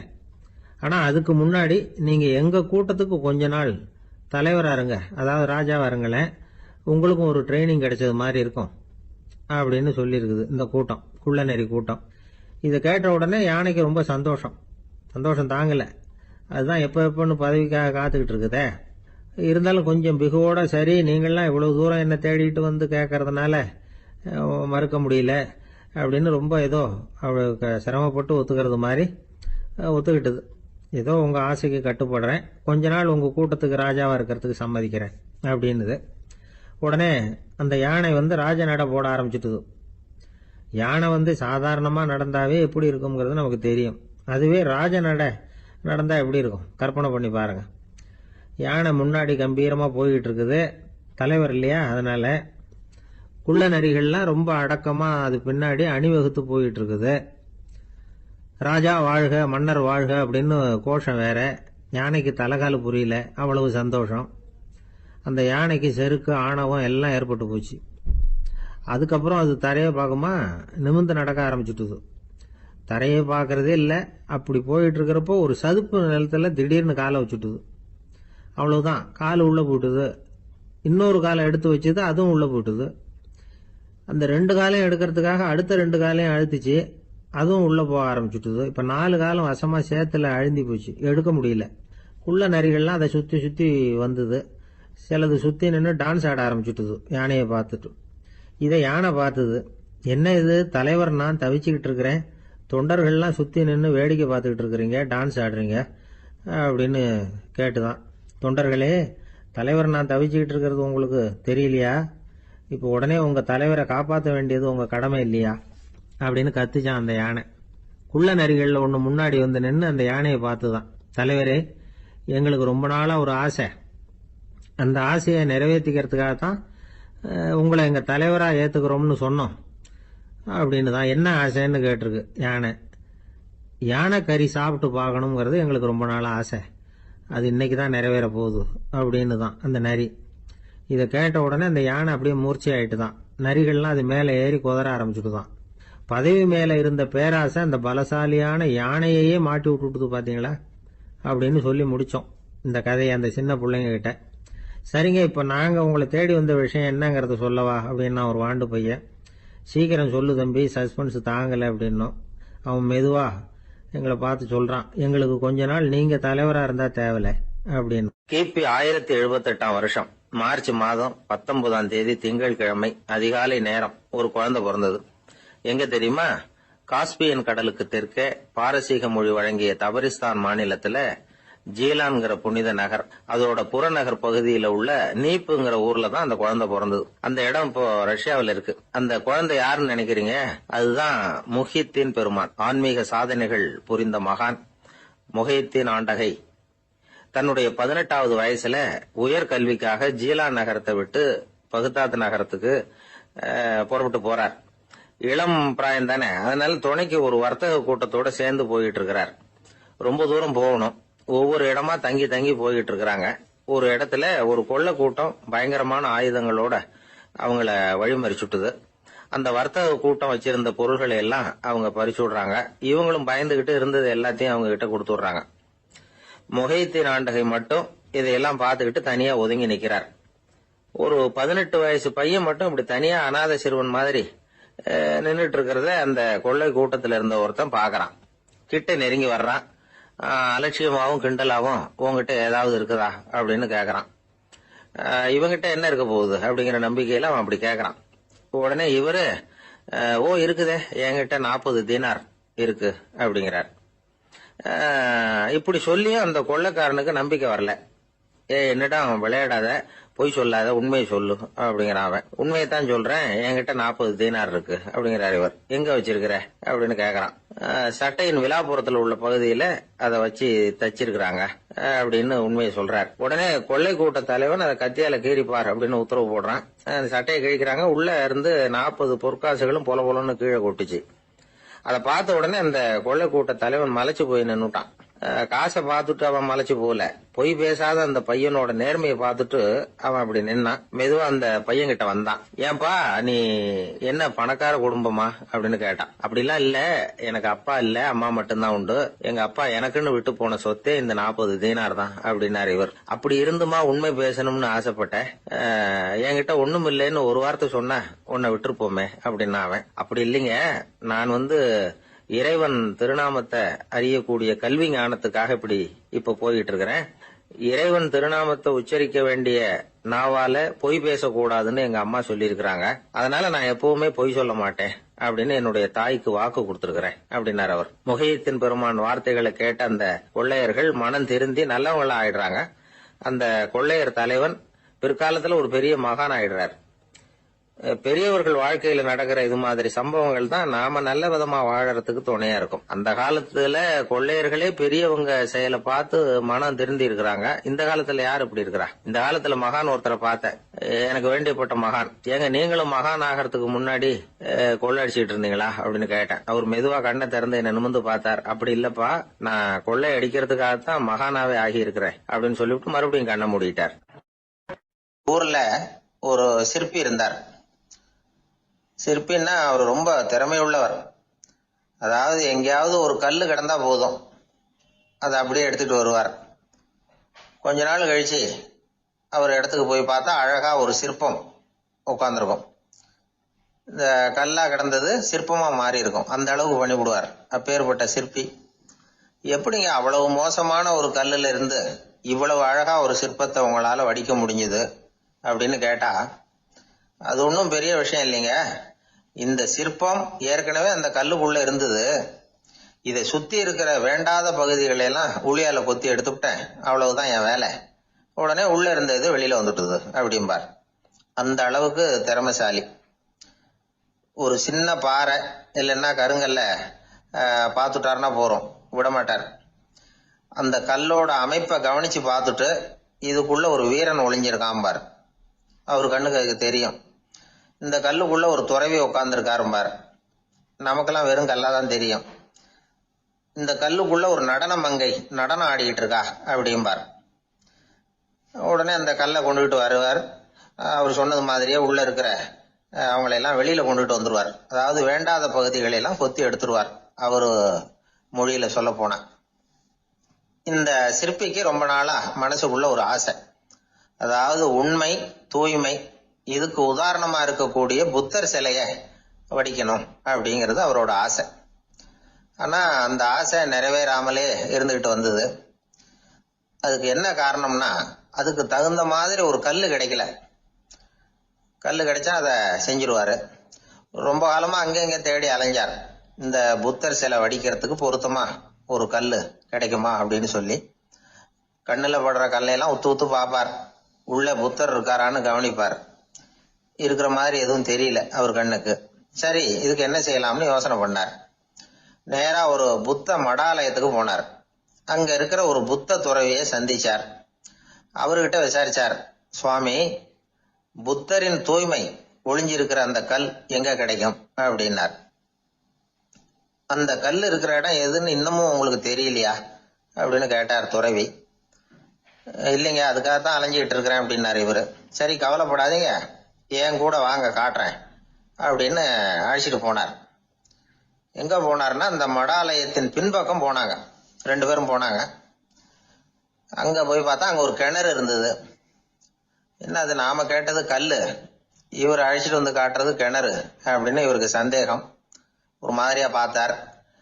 அவரு சொன்னார், துறவி எட்டி பாருங்க உள்ள அப்படின்னாரு. கிணறுக்குள்ள என்ன இருக்கும்னு இவருக்கு தெரியாதா, இருந்தாலும் அவர் சொல்றாரு அப்படின்னு சொல்லி எட்டி பார்த்தார். பார்த்தா அதுல தண்ணி இருந்தது. அந்த தண்ணியில தன்னோட உருவம் தெரிஞ்சுது. இப்ப அந்த புத்த ஞானி சொன்னார், துறவியாரே, புத்தரை நாம தான் ஒளிச்சு வச்சிருக்கிறோம், நமக்குள்ளதான் அவர் மறைஞ்சிருக்கிறார். அவரை அடையாளம் தெரியாதபடி மூடி இருக்கிறது எது தெரியுமா? நம்ம கிட்ட இருக்கிற கோபம், போலித்தனம், பதட்டம், ஆசை, இதெல்லாம் தான். அறிவு அப்படிங்கிற ஒளியால அதையெல்லாம் செதுக்கி எடுத்துட்டோம்னா அந்த அழகான புத்தர் வெளியில வந்துருவார் அப்படின்னு சொன்னார் துறவி. அதனால நமக்குள்ள இருக்கிற நம்மள நமக்கே அடையாளம் தெரியல அப்படிங்கிறது தான் உண்மை. இந்த உண்மையான மனிதன் உள்ளே இருக்கிறான். இவர் கல்லை பார்த்துட்டு உள்ள யார் இருக்காங்கிறது அவருக்கு தெரிஞ்சது சிற்பிக்கு. ஆனா உண்மையான புத்தர் எங்க இருக்காருங்கிறத அவரால் அடையாளம் கண்டுபிடிக்க முடியல. அப்படிதான் பல பேர் இன்னைக்கு இருந்துகிட்டு இருக்கிறோம். ஒரு அப்பா தன்னுடைய பிள்ளைக்கு புத்தி சொன்னார், அதோ பார்ப்பா, மனசுதான் கல்லு, அறிவு தான் ஒளி.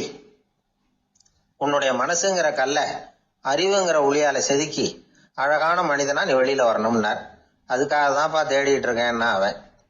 மனசுங்கிற கல்ல தேடிக்கிட்டு இருக்கிறியா அப்படின்னு கேட்டார். இல்லப்பா, அறிவுங்கிற ஒளி எங்க இருக்குன்னு தெரியல எனக்கு, அதை தான் தேடிக்கிட்டு இருக்கிறேன் அப்படின்னு நானா. அதனால அறிவை தேடிக்கிட்டு இருக்கிறவன் என்னைக்கு உண்மையை கண்டுபிடிக்க போறான்? அதையே கண்டுபிடிக்க முடியலங்கும் பொழுது. அதனால நாம் யார் அப்படிங்கறது நமக்கு அடையாளம் தெரியணும். அந்த அடையாளம் தெரிஞ்சுட்டா வாழ்க்கையில வெற்றி நிச்சயம். நாட்டுல நல்லவங்க ஒருத்தர் 2 பேர் இருக்கிறதுனால தாங்க மழையே பெய்யுது அப்படின்னு சொல்றது உண்டு. நல்லார் ஒருவர் உளரேல் அவர் பொருட்டு எல்லாருக்கும் பெய்யும் மழை. சில சமயம் ரொம்ப பேர் திடீர்னு நல்லவங்களா ஆயிடுவாங்க போல இருக்கு. அதனாலதான் விடாம பேய் மழையா கொட்டி தீர்த்துடுது. எல்லாரும் நல்லவங்களாயிட்டா உலகமே தாங்காது போல இருக்க. அப்பப்ப ஒருத்தர் 2 பேர் நல்லவங்களா ஆகணும். அப்பதான் சீரா மழை பெய்யும். மாசத்துக்கு 3 பேர் நல்லவங்களானா மாதம் மும்மாரி பொழியும். இதெல்லாம் வேடிக்கை பேச்சு. இப்போ இதெல்லாம் ஒரு பக்கம் இருக்கட்டும். இப்போ விஷயத்துக்கு வருவோம். ஒரு கும்பல்ல நல்லவன் யாரு அப்படிங்கறத எப்படி கண்டுபிடிக்கிறது? இதுக்கு ஒரு வேடிக்கை கதை உண்டு. என்னுடைய நண்பர் ஒருத்தருக்கு அவங்க பாட்டியம்மா சொன்ன கதையா இது. அது என்ன கதைன்னா, ஒரு ஊர்ல ஒரு சமயம் பலமான மழை பெய்ய ஆரம்பிச்சுட்டுதான். இடி மின்னல் ரொம்ப கடுமையா இருந்திருக்குது. ஆரம்பிச்ச மழை வர வர கடுமையா ஆகிட்டு இருக்குதே தவிர நிக்கிற பாடா தெரியல. ஊர் ஜனங்கள்லாம் பார்த்தாங்க. இதுக்கு மேலேயும் வீட்டுக்குள்ள இருந்தா ஆபத்துங்கிறத புரிஞ்சுக்கிட்டாங்க. ஏன்னா வீடெல்லாம் இடிஞ்சு விழுந்துருமோங்கிற பயம். உடனே எல்லாரும் புறப்பட்டு ஊருக்கு பொதுவா இருந்த ஒரு மண்டபத்துல போய் தங்கிக்கிட்டாங்க. மின்னல் கடுமையா இருந்தது. இடி எந்த நேரத்திலயும் விழலாம்ங்கிற நிலைமை. எப்போ விழலாம்னு பார்த்துக்கிட்டு இருக்குது. அந்த மண்டபத்துல இருந்த ஜனங்கள் மனசுக்குள்ள ஒரு பயம். நம்ம கூட்டத்துல யாராவது ஒரு கெட்டவன் பாவம் பண்ணவன் இருந்தா கூட இடி வந்து இந்த மண்டபத்துல விழுந்துரும், அது எல்லாருக்கும் ஆபத்து அப்படின்னு நினைச்சாங்க. சரி, இதுக்கு என்ன பண்ணலாம் அப்படின்னு யோசனை பண்ணாங்க. அந்த கூட்டத்துல ஒரு பெரியவர் இருந்தார். அவரு ஒரு யோசனை சொன்னார். இதை பாருங்க, அதுக்கு ஒரு வழி இருக்கு. அதோ எதிர்த்தாப்புல கொஞ்சம் தூரத்துல ஒரு உயரமா மரம் ஒண்ணு இருக்கு பாருங்க. பொதுவா இடி வந்து சுலபமா விழறது அது மாதிரி உயரமான மரத்துல தான். நம்ம கூட்டத்துல இருக்கிறவங்க எல்லாரும் ஒவ்வொருத்தரா போய் அந்த மரத்தை தொட்டு விட்டு திரும்பி வந்துடணும். நம்மள பாவம் பண்ணவன் யாரோ அவன் அந்த மரத்தை தொடுற சமயத்துல இடி விழுந்துரும், அவன் மட்டும் போயிடுவான். மண்டபத்துல இருக்கிற நாமெல்லாம் பொழைச்சிக்கலாம் அப்படின்னு ஐடியா கொடுத்தாரு அந்த பெரியவர். இது நல்ல யோசனையா பட்டது. எல்லாரும் ஒத்துக்கிட்டாங்க. ஒவ்வொருத்தரா போய் அந்த மரத்தை தொட்டு விட்டு திரும்பி வந்தாங்க. இடி எதுவும் விழல. இன்னமும் பாவம் பண்ண ஆசாமி அதை போய் தொடல போல இருக்கு அப்படின்னு நினைச்சுக்கிட்டாங்க. ஒவ்வொருத்தரா போறாங்க. எல்லாரும் போய் தொட்டு விட்டு வந்தாச்சு. இன்னும் ஒரே ஒரு ஆசாமி தான் பாக்கி. கடைசியா இருந்த அந்த ஆள் பயந்துட்டான். இது வரைக்கும் இடி விழலைன்னா இப்ப என்ன அர்த்தம்? இப்ப நாம தான் பாக்கி, நாம தான் தப்பு பண்ண ஆள் போல இருக்கு அப்படின்னு நினைச்சுட்டான். அதனால துணிச்சலா போய் தொடுறதுக்கு பயந்தான். தயங்கிக்கிட்டே இருந்தான். இருந்தாலும் மற்றவங்க எல்லாம் சும்மா இருப்பாங்களா? கட்டாயப்படுத்தி கழுத்தை பிடிச்சி தள்ளாத குறையா அவனை தள்ளி விட்டாங்க. போய் தொட்டுட்டு வாடான்னு. அவன் நடுங்கிட்டே போய் அந்த மரத்தை தொட்டான். அதே வினாடி ஒரு பயங்கரமான மின்னல் இடி விழுந்துட்டுது. எங்க விழுந்தது தெரியுமா? அந்த ஆள் மேல இல்ல, மண்டபத்துல விழுந்தது. மண்டபத்துல இருந்தவங்க பூரா காலி. அந்த ஒரு ஆள் மட்டும் பொழைச்சிக்கிட்டான். இந்த ஒரு ஆளை காப்பாத்துறதுக்காக தான் இடி வந்து மண்டபத்துல விழாம இருந்திருக்குது. இதுதான் கதை. அதனால நல்லவங்க எப்படியும் தப்பிச்சுக்குவாங்க அப்படிங்கிறது ஒரு நீதி. ஒருத்தன் அப்படிதான் தெருவில் நடந்து போய்கிட்டு இருந்தான், ரொம்ப நல்லவன். எதிரில் ஒருத்தன் சைக்கிள்ல வந்துகிட்டு இருந்தான். அதுல மோதி இவன் கீழே விழுந்துட்டான். சைக்கிள்காரன் உடனே இறங்கி இவனை தூக்கி விட்டான். இவன் எழுந்திரிச்சு அவனை முறைச்சி பார்த்தான். அப்படி பார்க்காதீங்க சார், நீங்கள் ரொம்ப புண்ணியம் பண்ணியிருக்கீங்க, அதுதான் இப்போ வந்து சைக்கிளில் மோதிக்கிட்டீங்க அப்படின்றான். என்ன அப்படி சொல்கிறேன் நான். இவன் 10 நிமிஷத்துக்கு முன்னாடி நான் லாரி ஓட்டிட்டு வந்தேன், அப்போ நீங்கள் எதிரில் வந்திருந்தீங்கன்னா என்ன ஆயிருக்கும் அப்படின்னானா அவன். ஒரு ஊரில் ஒரு கோயில் இருந்தது, ரொம்ப பழைய கோயில். உள்ளே போகிறதுக்கே பயமாக இருக்கும், எந்த நேரத்தில் இடிஞ்சு விழுந்துருமோ அப்படிங்கிற பயம். அப்படி இருந்ததுனால யாரும் துணிஞ்சு சாமி கும்பிடுறதுக்கு அங்கே போகிறதில்ல. கோயிலுக்கு வர்ற கூட்டம் கொஞ்சம் கொஞ்சமாக குறைய ஆரம்பிச்சுட்டுது. கோயில் நிர்வாகிகள் எல்லாரும் கூடி உட்காந்து பேசினாங்க. என்ன பண்ணலாம்னு யோசனை பண்ணாங்க. எந்த இடம் மோசமாக இருக்கோ அந்த இடத்த பழுது பார்த்தாங்க. அங்கங்க வர்ணத்தை பூசி கொஞ்சம் அழகுபடுத்தி பார்த்தாங்க. ஏதோ இந்த ஊரில் கோயில்னு ஒன்று இருக்கு, அது மக்களுக்கு தெரியணும் அப்படிங்கிறதுக்காகத்தான் இப்படிலாம் பண்ணாங்க. இருந்தாலும் கோவில் இருக்கிற நிலைமை மக்களுக்கு தெரியும், அதனால அங்கே வர்றது குறைச்சிக்கிட்டாங்க அவங்க. ஒரு கட்டத்தில் யாருமே வர்றதில்லை, நிலைமை அந்த அளவுக்கு ஆயிட்டுது. மறுபடியும் கோவில் நிர்வாகிகள் கூட்டம் நடந்தது. இந்த கூட்டம் கூட கோயிலுக்கு உள்ள நடக்கல, இடிஞ்சு விழுந்துருமோங்கிற பயம். அதனால வெளியில தான் உட்காந்து கூட்டத்தை நடத்தினாங்க. ஏன்னா உள்ள போறதுக்கு அவங்களுக்கும் துணிச்சல் கிடையாது, எந்த நேரமும் விழுந்துரும் போல இருந்தது அது. அது வழியா போறவங்க கூட வேகமா அந்த இடத்த கடந்து போக ஆரம்பிச்சிட்டாங்க. கோவில் நிர்வாகிகள் வெளியில உட்காந்து கூட்டம் போட்டாங்க இல்லையா, அந்த கூட்டத்துல 4 தீர்மானங்களை நிறைவேற்றினாங்க. அது என்ன 4 தீர்மானம்னா, முதல் தீர்மானம், இந்த கோவிலை இடிப்பது அப்படிங்கிற முடிவை இந்த கமிட்டி மிகவும் வருத்தத்துடன் ஏற்றுக்கொள்ளுகிறது அப்படின்னு நிறைவேற்றினாங்க. இதுக்கு பதிலா இன்னொரு கோவிலை உடனடியாக கட்டி முடிச்சுடணுங்கிறது 2வது தீர்மானம். 3வது தீர்மானம் என்ன தெரியுமா, பழைய கோவிலின் கதவுகள், அதிலிருந்து பிரிச்சு எடுக்கிற செங்கல், இதையே புது கோவில் கட்டுவதற்கு பயன்படுத்தி கொள்ள வேண்டியது. பழைய கோவில் இருந்த மாதிரியே அதே வடிவத்தில் புது கோவிலையும் கட்ட வேண்டியது. பழைய கோவிலின் அஸ்திவாரத்தை அப்படியே வச்சுக்கிட்டு அதுக்கு மேல நாம கோயிலை கட்டிக்க வேண்டியது. இதுதான் 3வது தீர்மானம். இதையும் கமிட்டி முழு மனசோட ஏத்துக்கிட்டது. இது வரைக்கும் சரி. இப்ப அந்த கமிட்டி 4வதா ஒரு முக்கியமான தீர்மானத்தை கொண்டுகிட்டு வந்து அதையும் ஏகமனதா நிறைவேற்றி விட்டது. அது என்ன தீர்மானம்னா, புதிய கோவில் கட்டி முடிக்கிற வரைக்கும் பழைய கோவிலை இடிக்கிறதில்லை அப்படிங்கிற தீர்மானம். எப்படி இருக்குது பாருங்க இது. பழசை இடிக்காத வரையில அதே இடத்துல புதுசா எப்படி கட்ட முடியும்? பல விஷயங்கள்ல நாம நடந்துகிற முறையும் இப்படிதான் இருக்குதான். வாழ்க்கையில முன்னேறணும்னு ஆசைப்படுவோம், அதே நேரத்துல அந்த முன்னேற்றத்துக்கு எது தடையா இருக்கோ அதை விட்டு விடுறதுக்கும் மனசு வராது. வெளிநாட்டுல ஒரு பெரிய விருந்து நடந்துகிட்டு இருந்துதான். எல்லாரும் மது கோப்பையும் கையுமா அலைஞ்சுகிட்டு இருக்கிறாங்க. ஒருத்தர் மட்டும் கையில எதுவும் இல்லாம ரொம்ப நல்ல பிள்ளையா சாதுவா ஒரு ஓரமா தனியா உட்கார்ந்துருக்கிறார். அவர்கிட்ட நெருங்கி வாங்க மது சாப்பிடலாம் அப்படின்னு கூப்பிட்டாங்களாம். என்ன வற்புறுத்தாதீங்க, நான் என் மனசுக்குள்ள உறுதியா தீர்மானம் பண்ணிவிட்டேன் அப்படின்னாராம். என்ன தீர்மானம் பண்ணியிருக்கீங்க அப்படின்னு கேட்டிருக்காங்க. ஏற்கனவே முழு போதையில் இருக்கும் பொழுது மறுபடியும் மது கோப்பையை தொடரதில்லை அப்படின்னு தீர்மானம் பண்ணியிருக்கேன் அப்படின்னாராம். ஒரு சின்ன பையன் வந்தான். அவனை பார்த்து ஒரு கேள்வி கேட்டோம். ஏன்ப்பா உங்க வீட்டில் அம்மா புத்திசாலியா அப்பா புத்திசாலியா அப்படின்னு. அவன் அலட்சியமா நம்மளை பார்த்து சிரிக்கிறான். என்ன சார் இது, இந்த காலத்தில் இது கூட தெரியாமல் இருக்கிறீங்களே அப்படிங்கிறான். ஒரு சின்ன பையன் நம்மளை பார்த்து இப்படி கேட்டு விட்டானே அப்படின்னு நினைக்கிறப்போ நமக்கு ஒரு மாதிரி ஆகிடும். அதுக்கப்புறம்தான் இந்த தாத்தா பாட்டிலாம் சொல்கிற ஒரு கதை ஞாபகத்துக்கு வந்தது. அது என்ன கதை தெரியுமா? ஒரு ஊரில் ஒரு அம்மாவும் பிள்ளையும் இருந்தாங்களாம். அந்த மகனுக்கு திடீர்னு தேசாந்திரம் போய் வரணும்னு ஆசை வந்துட்டுது. ஊராக போய் சுற்றி பார்க்கணுங்கிற ஆசை. அந்த அம்மாவுக்கு இது பிடிக்கல. மகனை பிரிஞ்சு இருக்கிறதுக்கு அவங்க மனசு இடம் கொடுக்கல. வேணாப்பான்னு சொல்லி பார்த்தாங்க, அவன் கேட்கல. திடீர்னு புறப்படவும் செஞ்சுட்டான். சரி, இனிமே அவனை தடுக்க முடியாதுன்னு முடிவு பண்ணிட்டாங்க அந்த அம்மா. இருந்தாலும் புத்திசாலித்தனமாக ஒரு யோசனை பண்ணாங்க. மகனை கிட்டத்தில் கூப்பிட்டாங்க. அவங்ககிட்ட சொன்னாங்க, இதை பாருப்பா, நீ தேசாந்திரம் போகிறதுன்னு தீர்மானம் பண்ணிவிட்ட, அதை நான் தடுக்கலை, போயிட்டு வந்துடும். ஆனால் போகிறதுக்கு முன்னாடி எனக்கு ஒரு வாக்குறுதி கொடுத்துட்டு போ அப்படின்னாங்க. போகிறப்போ ராத்திரியாக இருந்தாலும் பகலாக இருந்தாலும் சரி புளிய மரத்து நிழலில் தான் தங்கணும். திரும்பி வர்றப்போ இரவும் பகலும் நீ வந்து வேப்ப மரத்து நிழல்லே தங்கணும் அப்படின்னாங்க. சரி அப்படியே செய்கிறேன்னு சொல்லி வாக்குறுதி கொடுத்தான் பையன். புறப்பட்டு போனான். போகிற வழியில் புளிய மரத்து நிழல்லையே தங்கினான், தூங்கினான். அப்படி போய்கிட்டே இருந்தான். 7வது நாள் அவன் உடம்பு சுகம் இல்லாமல் போயிட்டுது. ரொம்பவும் பலவீனமாயிட்டான். இனிமேல் நடக்க முடியாதுங்கிற நிலைமை வந்துட்டுது. யோசிச்சு பார்த்தான். சரி, இதுக்கு மேலே போக வேண்டாம் அப்படின்னு முடிவு பண்ணிட்டு திரும்பி வர ஆரம்பிச்சிட்டான். திரும்பி வர்றப்போ வழியில் வேப்ப மரத்து நிழலையே தங்கி தங்கி வந்தான். நாளுக்கு நாள் உடம்பு சரியாக வந்துட்டுது. 7வது நாள் வீட்டுக்கு சேர்றான். உடம்பு பழையபடியே கலகலப்பாயிட்டுது. பூர்ண சுகம். தேசாந்திரம் போன பையன் திரும்பி வந்துட்டானே அப்படின்னு அந்த அம்மா ஆச்சரியப்படலை.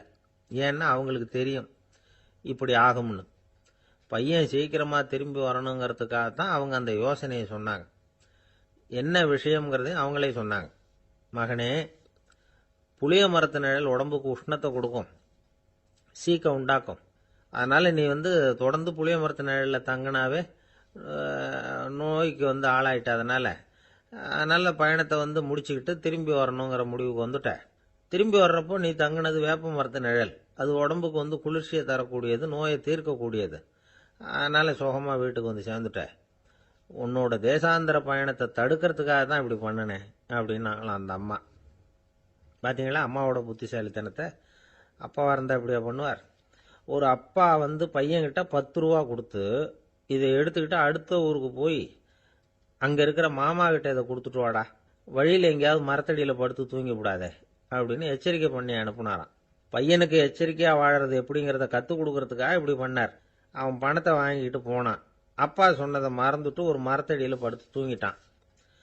அவனுக்கு தெரியாமல் அவன் பின்னாடியே போன அப்பா அவன் கையில் இருந்த அந்த 10 ரூபாயை நைஸாக எடுத்துகிட்டு வந்துட்டார்.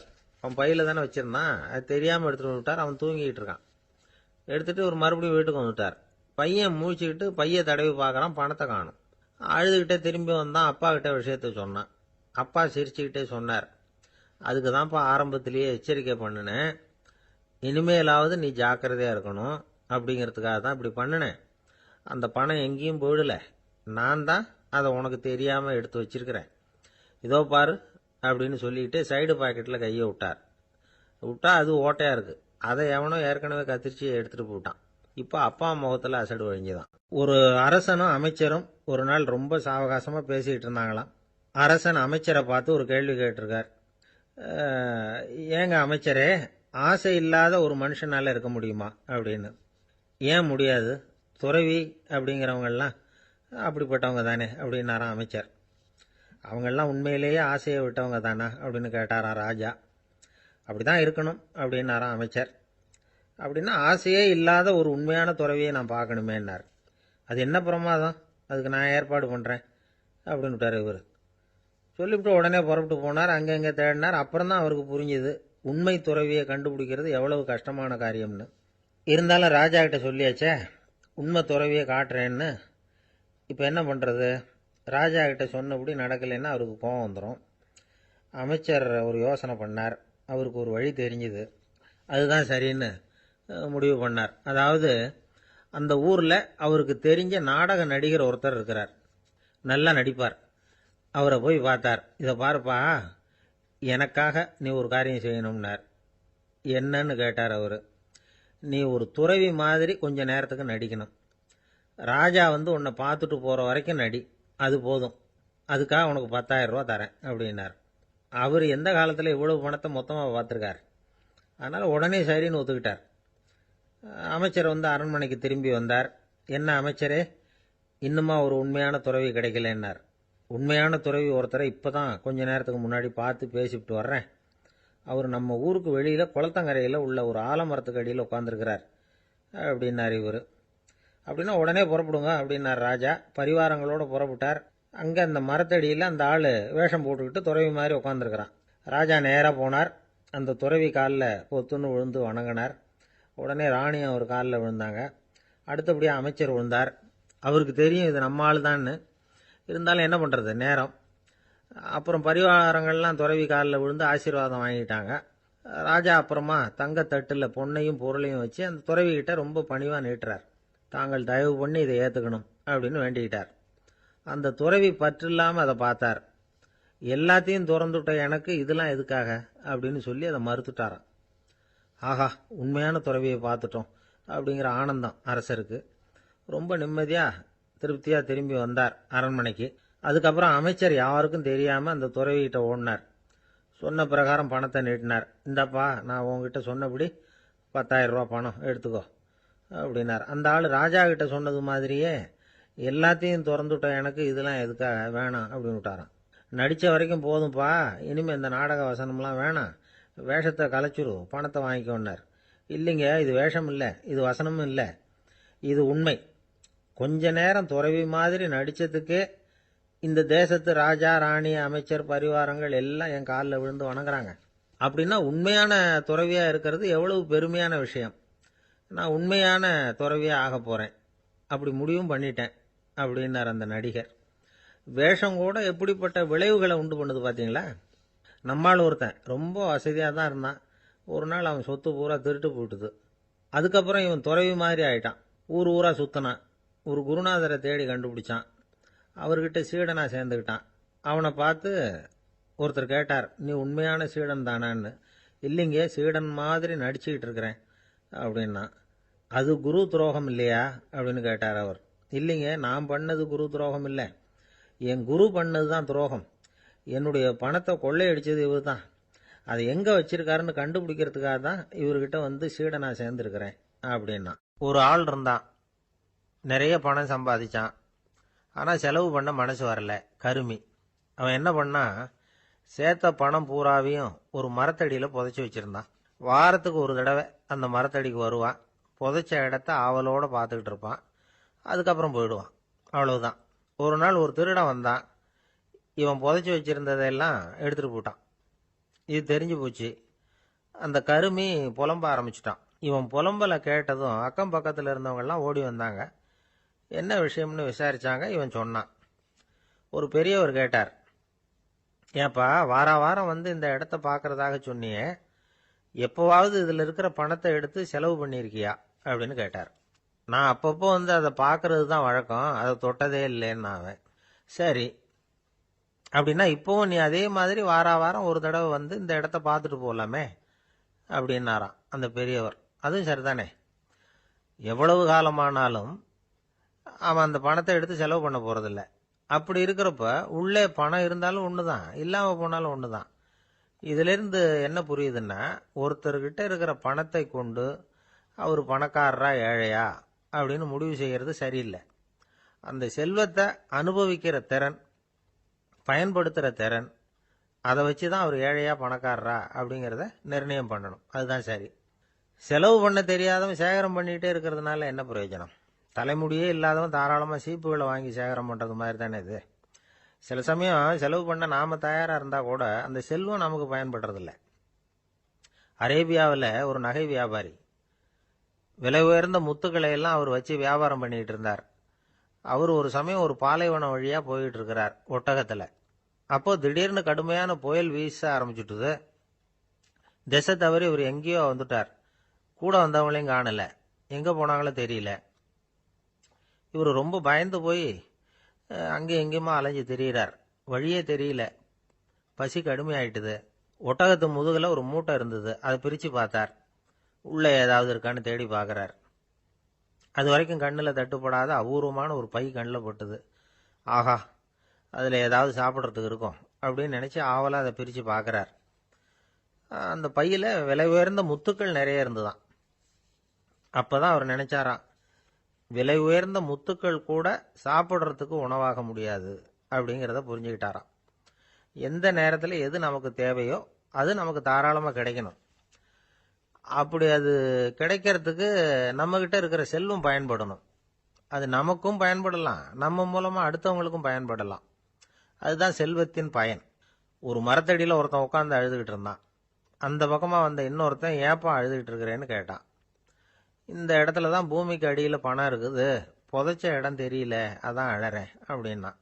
நல்லா ஞாபகப்படுத்தி பாரு, எந்த இடத்துல புதைச்ச அப்படின்னு கேட்டான் இவன். அது எப்படி எனக்கு தெரியும், புதைச்சி வச்சிருக்கிறவன் நான் இல்லையே, எங்கள் எழுத்த விட்டுக்காரன் அப்படின்னானா இவன். அந்த ஆள் என்னை கண்ணா புண்ணான்னு திட்டிவிட்டான் சார், அதை நினச்சா எனக்கு ரொம்ப வருத்தமாக இருக்கு அப்படின்னு சொல்லி கவலைப்பட்டார் ஒருத்தர். இதில் கவலைப்படுறதுக்கு என்ன இருக்குது அப்படின்னார் ஒரு பெரியவர். அவர் ஒரு மகான். என்ன சார் இப்படி சொல்கிறீங்க, ஒருத்தர் நம்ம பார்த்து திட்டுனா வருத்தமாக இருக்காதா அப்படின்னார். அது எப்படி வருத்தமாக இருக்கும், திட்டுறதுங்கிறது என்ன, அது வெறும் சத்தம் தானே அப்படின்னார் அந்த பெரியவர். நம்ம ஆளுக்கு தலையை பிச்சுக்கலாம் போல இருந்தது. இருக்காத அப்படின்னா நமக்கே அப்படி தானே தோணுது. அந்த பெரியவர் சொல்றது ரொம்ப பெரிய விஷயம்.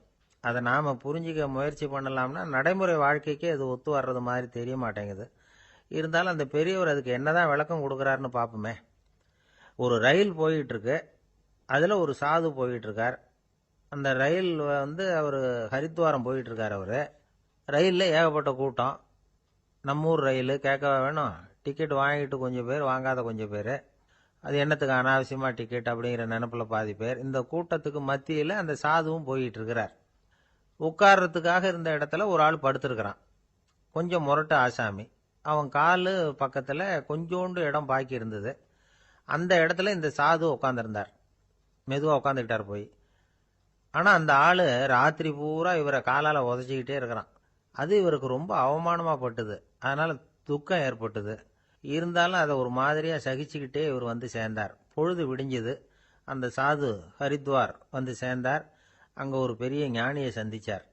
ராத்திரி ரயில்ல அந்த ஆள் உதைச்சதையும் அதனால தனக்கு ஏற்பட்ட துக்கத்தையும் இந்த சாது அந்த ஞானி கிட்ட சொன்னார். சொல்லிவிட்டு, ஏன் சுவாமி, எனக்கு துக்கம் ஏற்பட்டதே அது தப்பா அப்படின்னு கேட்டார். தவறுதான் அந்த ஞானி. உனக்கு இன்னமும் தேக அபிமானம் போகலைங்கிறது தான் அது காட்டுது. அஷ்டாவக்கிரர் என்ன சொல்றார் தெரியுமா? உண்மையான ஞானி யாராவது தன்னை வந்தனை செய்தால் அதற்காக சந்தோஷப்பட மாட்டார், யாராவது நிந்தனை செய்தால் அதற்காக வருத்தப்பட மாட்டார் அப்படின்னு சொல்றார். நிந்தனைங்கிறது ஒரு ஒலி தான். தேகாபிமானம் இருக்கிற வரைக்கும் இந்த ஒலி நம்மளை வேதனைப்படுத்தும். நான் தேகம் இல்லை, ஆத்மா அப்படிங்கிற நினைவு இருந்தா இந்த ஒலி நம்மளை பாதிக்காது. மனு என்ன சொல்றார் தெரியுமா? ஒரு சாதகன் பாராட்டுதலை விஷம்னு நினைச்சு பயப்படணும், அவமானத்தை அமிர்தம்னு நினைச்சு சந்தோஷப்படணுங்கிறார். அவமானப்பட்டா கவலைப்படாம எப்படி இருக்க முடியும் அப்படின்னு தான் நமக்கு தோணும். அதனாலதான் நம்மள யாரும் இதுக்கு உதாரணமா யாரையும் காட்ட முடியல.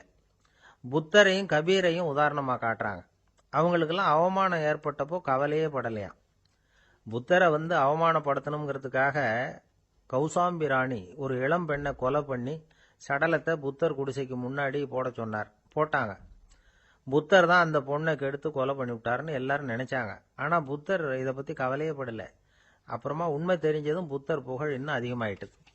ஒரு பெரிய சபையில ஒரு மோசமான பொண்ணு நுழைஞ்சி தனக்கும் கபீருக்கும் சம்பந்தம் உண்டுன்னு சொன்னா. கபீர் கவலைப்படல. அவங்க மாதிரியெல்லாம் நாமளும் இருக்க கத்துக்கணும். நிந்தனை, அபகீர்த்தி, அவமானம் எல்லாம் ஆண்டவன் கொடுக்கிற பிரசாதம்னு நினைக்கணும் அப்படின்னு சொல்றார் அந்த ஞானி. இதை கேட்ட இந்த காலத்து ஆசாமி ஒருத்தர், நான் கூட அப்படிதான் சார், யாராவது அவமானப்படுத்தினா கவலைப்பட மாட்டேன். நேத்து கூட ஒருத்தர் என்ன பலார்னு அரைஞ்சுட்டார், நான் கொஞ்சம் கூட கவலைப்படல, பேசாம வந்துட்டேன்னார். ஏன் அப்படி வந்துட்டீங்க அப்படின்னு.